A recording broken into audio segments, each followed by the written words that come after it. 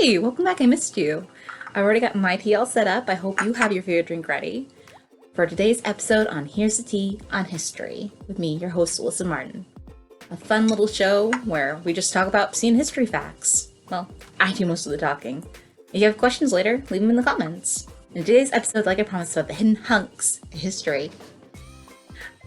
And we'll be starting off with three of my favorite hunks. So I hope you guys enjoy. Let's dive on in.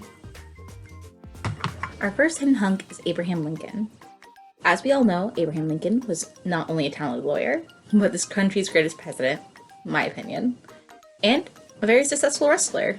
Before he began his career as a lawyer, Abe Lincoln was a successful wrestler with only one loss in his 300 matches that we know of over the span of 12 years. Yeah, that's kind of damn impressive. We won't go over all his matches today, but we will talk about the most memorable match. The scene is set in 1831 in New Salem, Illinois. Jack Armstrong and his Clay Grove boys lived in the settlement and believed themselves to be the roughest, toughest crowd there ever was. Lincoln, who had just moved into the settlement, was their newest target. Lincoln's boss at the time, Denton Oft, claimed that his clerk Lincoln was not only stronger than these men, but smarter by a heck of a lot. So of course, Jack Armstrong took this personally. And he decided he was going to wrestle Abe Lincoln, make sure he knew who the biggest lick in this town was. I think I said that right. I'm sorry, old-timey slang is hard to understand. According to the article from the Abraham Lincoln Research site, the entire town turned out for the fight. Off bet $10 Lincoln would win. Other residents wagered money, drinks, even trinkets, and knives. Abraham Lincoln was 6'4", gangly, and weighed 185 pounds. But Jack Armstrong was an experienced, formidable opponent. Although he was smaller than Lincoln, he was as strong as an ox. The stage was set. For a time, the two shufflers circled each other warily. They did some grappling and twisting, but neither man could throw the other to the ground. That was a way to win, guys. For those of you who don't know wrestling. I learned this just recently. Don't judge me. Slowly, Armstrong began to get the worst of it. Finally, Lincoln grabbed the bully by the neck, held him at arm's length, and shook him like a little boy. This aroused the Clay Grove boys, and it suddenly appeared Lincoln might be attacked by an entire crowd of people. He backed up against the wall of Off's store and offered to take them one at a time. Jack Armstrong was impressed with Abraham Lincoln's display of courage. He came forward, took Lincoln by the hand, and shook it heartily. He looked at his friends and said, "Boys, Abe Lincoln's the best fellow that ever broke into this settlement. He shall be one of us." From then on, Abraham Lincoln and Jack Armstrong were the best of friends. Now granted, there are very many versions of this tale, but it always ends the same way. Lincoln won the match, and a long life friendship was made. Now Alyssa, you just said there were other versions. That's correct. I've heard a few different retellings. Like I said, it's generally the same thing, but like little pieces will be different. Like what was said from Jack, what was said from Off, what Lincoln might have said. Even this part where he's backed up against the wall. I've heard different things about that, where he didn't get backed up, but the boys were mad, and Jack Armstrong just got up and said, nah, he's good. Like I said, it's just very minuscule details of an overall large story. And frankly, there's so much about Jack Armstrong that I love to talk about, but that will have to wait for another episode, because we're just going to do one just about him. Especially since his son was involved in a very famous murder case that Abraham Lincoln tried. But that's a story for another tea time episode. Our second impressive hunk of history is one I didn't even realize was a hunk. Harry Houdini, the greatest escape artist, illusionist, stunt performer of all time. In my opinion, again, this man was amazing. Like, if you look at his life, chef kiss. He was extremely talented and extremely smart. And many of the tricks he created cannot be reduplicated. He even bought tricks from other magicians. It's like, how can I make this better? Like the elephant disappearing trick used to be a donkey. I can't remember the magician's name he bought it from, but the guy used to make a donkey disappear. Houdini. I can make this better. And he did, by making an elephant disappear. God, man was genius. He died so young. But after learning about some of the tricks he did, I can see why he was a handsome hunk. I've seen pictures where he's just straight up with his wife and his mother. I'm like, that's not a buff man, that's a slim man. Man, thick. Oh, back to the story. I myself always primarily remembered Houdini for his amazing tricks and his astounding skills that he harnessed over the years. I never really knew until researching that he could be a buff man. In fact, some of his tricks that I didn't even know about really did include more physical attempts than they did mental attempts. A good one would be the belly of the whale escape. In 1911, Houdini was performing in Boston, where 10 prominent businessmen challenged him to escape from the belly of a dead whale. This is a bad idea for multiple reasons, but we'll get to that. They stipulated that Houdini had to be shackled in handcuffs and iron legs supplied by local police and sewn up inside the whale's belly. Not one to refute an exciting challenge, Houdini agreed. With Houdini manacled inside, the carcass of a beached whale was lightly laced and completely wrapped in chains. 15 minutes later, the great magician emerged smiling, and the audience had no idea that he nearly suffocated to death on arsenic fumes, the chemical used to embalm the whale. That's right, folks, they embalmed the whale. And no one thought that, hey, he might die doing this challenge. But then again, it's Houdini. He likes a challenge where he might die. So his second trick that I wanted to talk about that I felt used immense strength was the buried alive stunt. Another stunt that could have killed him. Why, Houdini? I get it, you're a talented man, but why? Gotta keep him coming for more, yes. The first time Houdini performed a buried alive stunt, it very nearly killed him. Buried 6 feet under without a casket, Houdini struggled to dig his way to the surface and panicked when overcome by exhaustion. He cried for help and had to be pulled unconscious from the grave by his assistants. While one terrifying near-death experience would be more than enough for most to quit the game, yeah, it would be for me. I ain't that brave. I'm a soft girl. Houdini went on to perform 2 other variations of the buried alive trick, hopefully this time where he didn't need help. One required him to be sealed inside a coffin, that's smarter, while submerged underwater for 1.5 hours. Another had him strapped to a straitjacket, sealed and casted, and buried in a large tank filled with sand.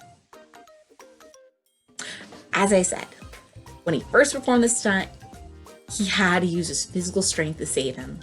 And while he did technically fail, it's because he was a hunk. Like, guys, this man was physically fit.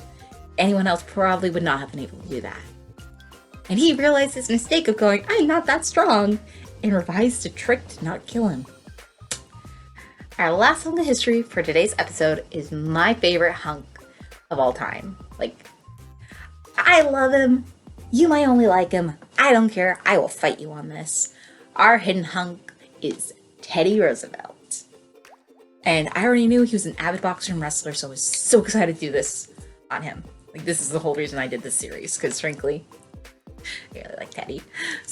Alright, so he loved boxing and wrestling. He felt it was a great pastime and everyone should do a sport similar to this or something else. He believed exercising helped your mental capacity as well as your physical capacity. Like, the more you exercise, the better it helps your brain. And so when he became the governor of New York, instead of, listening to others and like, hey, you can't keep doing this. Like, you can't put a mat in the office. Fuck you, I will.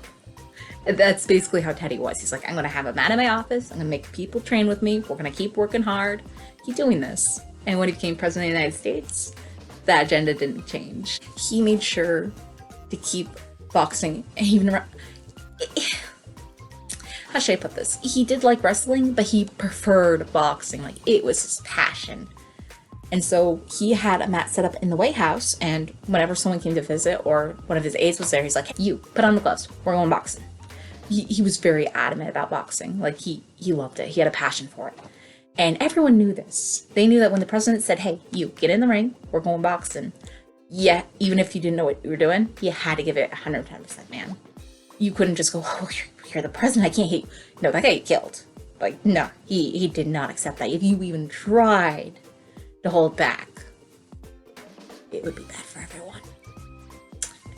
And we're about to learn why this is in my favorite story.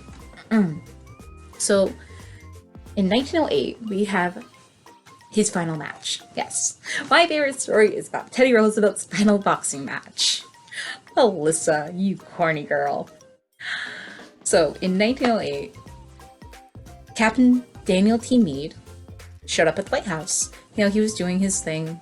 I can't remember what he was there for. I read it, but I can't. I was like, it doesn't matter to me. But anyway, the president saw him and was like, hey, you, get in the ring. We're gonna go box. And Mead's like, okay, yes, sir, we will do that. Again, everyone knew, including Captain Mead, that when the president said, get in the ring, you got in the ring and you gave it your all. And that's just what happened. Teddy and him were going hand to hand, left and right, and then one good cross counter popped him right in his left eye.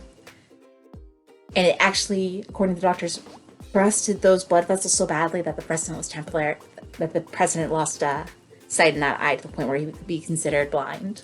That's why he was always wearing that monocle. It's true. In fact, I'm going to read a quote from Mr. Roosevelt's autobiography. I had abandoned boxing as well as wrestling, for in one bout a young captain utterly cross-countered me on the eye, and the blow smashed the little blood vessels. Fortunately, it was my left eye, but the sight has been dim ever since. And if it had been in the right eye, I should have been entirely unable to shoot. He loved hunting. Accordingly, I thought it better to acknowledge that I had become an elderly man and would have to stop boxing. I then took up jiu-jitsu for a few years.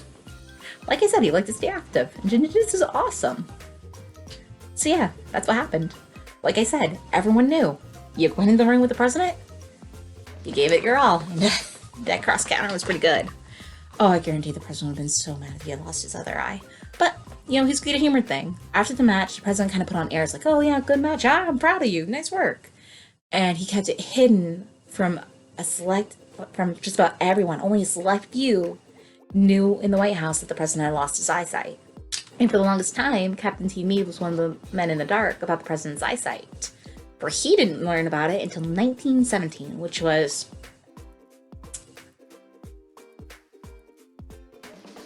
9 years later. He did not learn about the president's loss of eyesight until 9 years after the match. I'm not joking. He had actually just recently read the story and was like, oh my god, I'm a monster. In fact, I actually have a quote here from now, in 1917, he was no longer Captain Meade, he was Colonel Meade, my apologies. And he confirmed the story to the New York Times, and this is a quote from the article. I give you my word, I didn't know I had blinded the Colonel until I read about it in the paper a few days ago. Meade told the New York Times, I should write the Colonel a letter expressing my regret at the serious results of the blow. He really did feel terribly guilty about damaging the president. Like, that is a huge thing. Like, nobody wants to be the guy that goes, hey, you injured the president. Nobody wants that. Nobody wants that. But that's what happened. That's why Teddy kind of kept quiet. It's like one of those things of, I don't want people to know I got hurt. I don't want people to think I'm weak. And I certainly don't want to make this poor fellow feel bad. This is how Teddy was. Such a sweetheart. Those are our 3 hidden hunks of history for this week's episode. I'm really glad you came by today to join me for a cup of tea. And I hope to see you next time when I talk about the radioactive gals. Theirs was a real glow-up story. Oh, sorry, I shouldn't make jokes about that. That's actually a very sad event in U.S. history. Like, uber sad. You're not going to be happy after that episode. I can guarantee. Thanks again for stopping by. I hope you'll join me soon.